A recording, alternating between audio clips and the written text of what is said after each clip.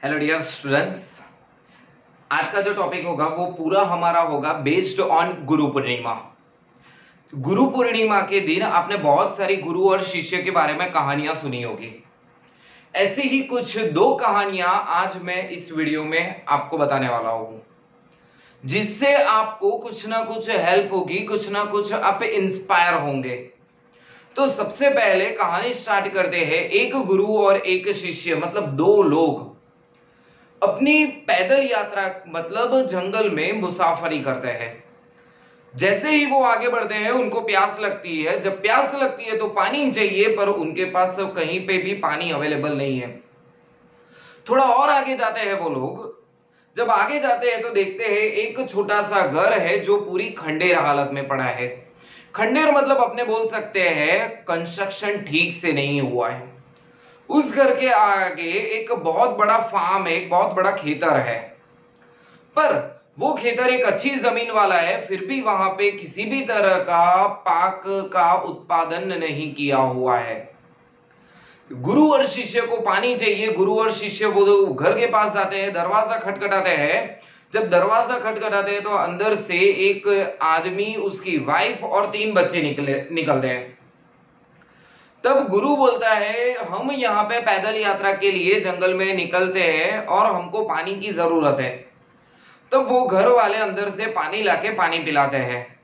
पर गुरु से रहा नहीं गया कि आपके पास इतना बड़ा खेतर है, फिर भी आप ऐसी हालत में रहते हो क्यों? आपका गुजारा कैसे होता है जब यहाँ पे आप कुछ खेती भी नहीं करते? तब वो इंसान बताता है कि मेरे पास एक भैंस है, वो भैंस अच्छा खासा दूध देती है, उसमें से कुछ दूध हम बाजार में बेचते हैं और पैसे इकट्ठा कर लेते हैं, और कुछ दूध हम अपने खुद के यूज के लिए रखते हैं। ये बात होते होते शाम के 5-6 बज जाते हैं। तब गुरुजी सोचते हैं कि आज यहीं रह जाते हैं, कल सुबह उठ के यहां से निकल जाएंगे, क्योंकि रात को जंगल में पैदल यात्रा मतलब मुसाफरी करना ठीक नहीं होगा। तो वो लोग उसी घर में रहने की अनुमति मांगते हैं और वो लोग बोलते हैं कि हाँ गुरुजी और शिष्य दोनों आप यहाँ पे रह सकते हो। तो वो घर के अंदर नहीं बाहर ही सोते हैं।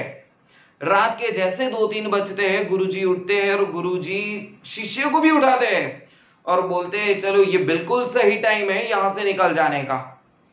अरे रात के 2-3 बजे है और गुरुजी शिष्य को बोलते हैं ये बिल्कुल सही टाइम है कि यहां से हम निकल जाते हैं। और साथ साथ में इस घर की जो भैंस है वो भैंस को भी हम लेके चले जाते हैं। शिष्य पूरा कंफ्यूज हो जाता है कि गुरुजी ऐसा क्यों बोलते हैं? जिसने कभी किसी का बुरा नहीं किया वो आज ऐसा क्यों सोच रहे हैं? जो बोलने जाए सिंपल लैंग्वेज में तो वही भैंस उस घर की पालनहार है। उस भैंस के ऊपर ही पूरा घर उन लोगों का चलता है, पूरा गुजारा होता है। पर शिष्य है, गुरुजी के सामने कुछ आर्ग्यूमेंट नहीं की और जैसा गुरुजी ने बोला उस भैंस को लेके वो लोग निकल पड़े। 2-3 घंटे के रास्ते के बाद उस भैंस को वहां पर ही छोड़ दिया और गुरुजी और शिष्य अपने रास्ते निकल गए। भैंस को ऐसी जगह पे छोड़ा जहां से वापिस आना भैंस के लिए, वो घर पे आना लगभग नामुमकिन था। 10 साल हो गए, वही शिष्य अच्छा खासा पढ़ा और एक फिर गुरु बन गया।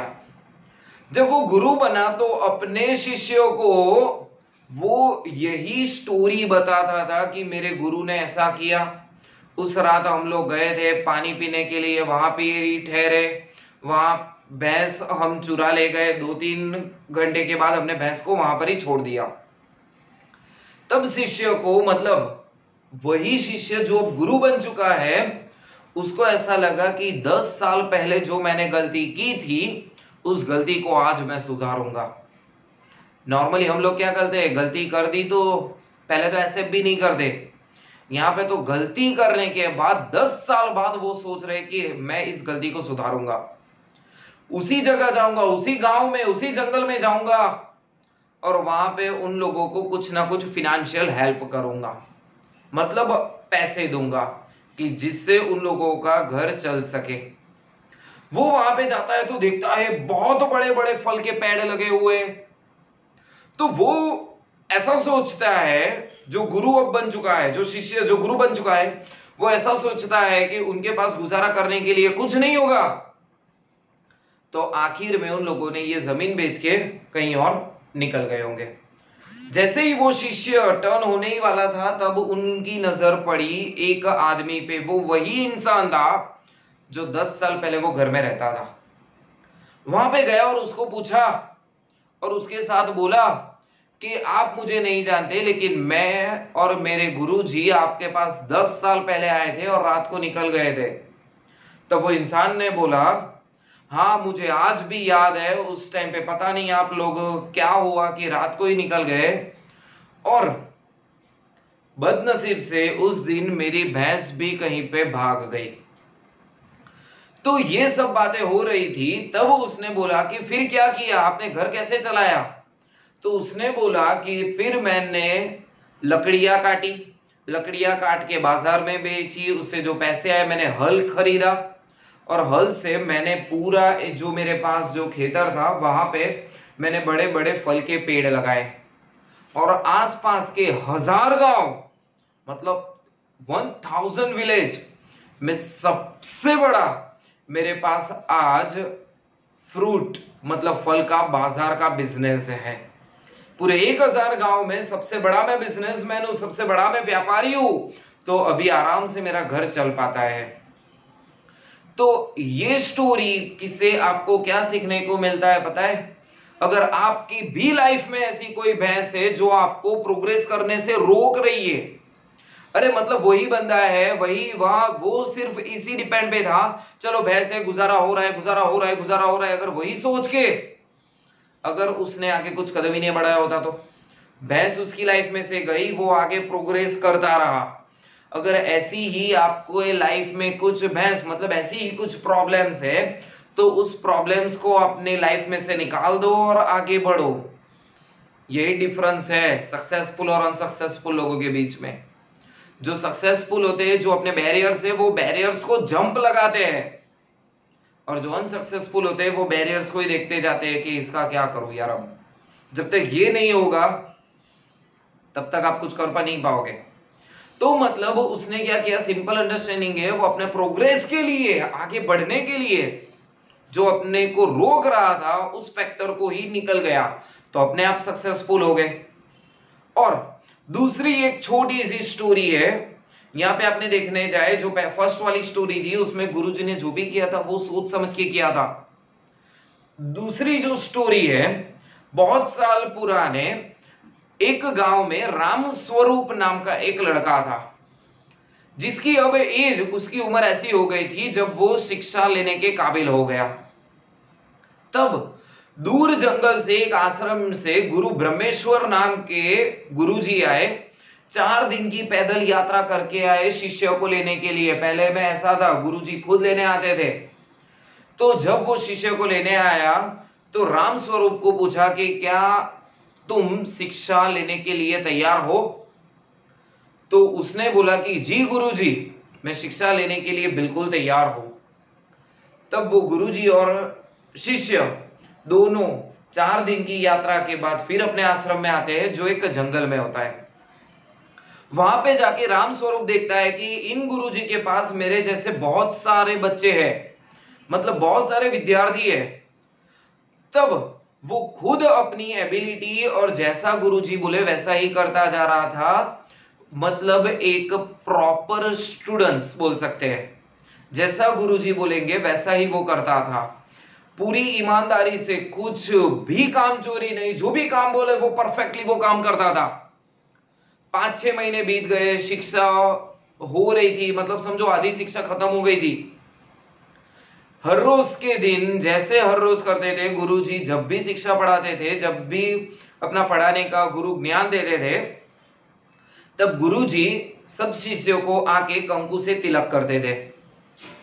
एक दिन ऐसा ही हुआ, सब बच्चों को गुरु कंकु से तिलक किया, पर सारे बच्चों के जो तिलक थे वो सूख गए। सूख गए मतलब पता है कि जब हम कंकु से तिलक लगाते हैं तो 1-2 मिनट के बाद पूरा जो सूख जाता है, पर जो राम स्वरूप था उसका तिलक वैसे का वैसा गीला ही रहा। 1 घंटा हुआ, 2 घंटा हुआ, फिर भी ऐसा ही आपको लगेगा कि वो तिलक अभी के अभी किया हुआ है। गुरुजी सोच में पड़ गए कि ये हो क्या रहा है, पहली बार ऐसा हुआ है। तब गुरुजी एक शांत जगह पे गए और अपनी दिव्य दृष्टि का यूज किया, दिव्य दृष्टि से देखने, उस राम स्वरूप का फ्यूचर देखने का ट्राई किया। फ्यूचर देख रहे थे। फ्यूचर देखने के बाद गुरु की आंख में से आंसू आने लगे। फ्यूचर में उसने मतलब गुरुजी ने देखा कि 5 दिन के बाद राम स्वरूप की डेथ होने वाली है, जिसको रोकना लगभग नामुमकिन है। उसको बचाने का उपाय था, लेकिन एक ही उपाय था कि 2 दिन के अंदर अंदर 1 लाख लोगों को खाना खिलाना पड़े। तो गुरुजी ने सोचा ये तो इम्पॉसिबल है, इतने बच्चे भी अगर भिक्षा मांगेंगे, अगर दान मांगेंगे, तो 1 लाख लोगों का खाने के लिए पॉसिबिलिटी नहीं है कि इतना खाना हम इकट्ठा कर पाएंगे। तो गुरुजी ने सोचा कि ये उसकी जिंदगी के आखिरी 5 दिन है, तो वो अपने मम्मी पापा के पास 1 दिन बिताए, क्योंकि 4 दिन को उसको वहां पे जाने के लिए लगेगा। गुरुजी राम स्वरूप के पास जाते हैं और राम स्वरूप से बोलते हैं कि आज तेरी शिक्षा यहाँ पे खत्म होती है, तो आज के आज अपने गांव चला जा और अपने माँ बाप के पास रहे।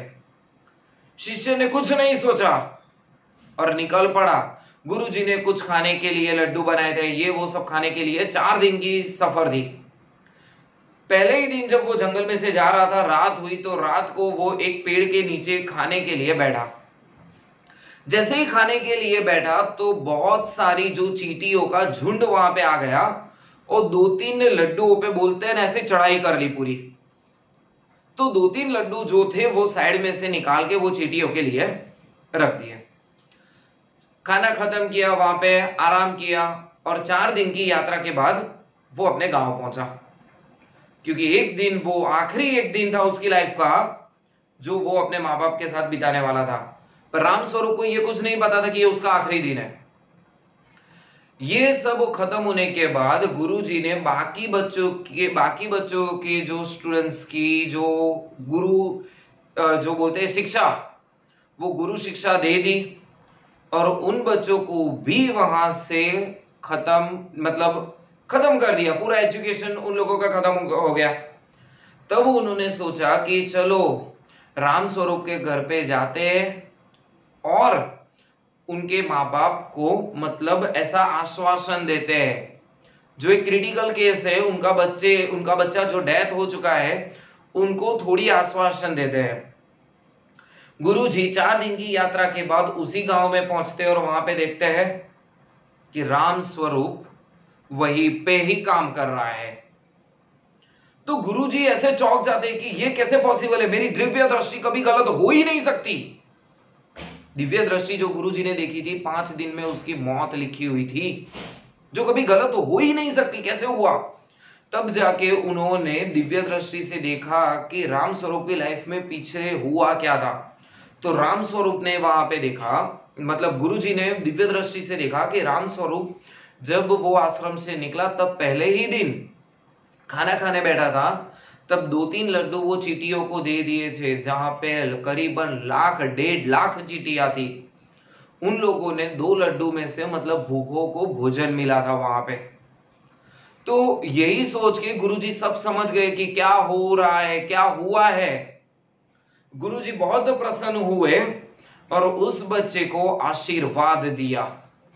इस स्टोरी से, सिंपल सी एक स्टोरी थी जहां से पता चलता है अगर वो राम स्वरूप जिसने चींटियों के बारे में भी सोचा और अपने पार्ट के जो अपने हिसाब के जो 2-3 लड्डू थे वो किसी को दे दिए, किसी को यहां पे समझो अपने चींटी को दे दिए।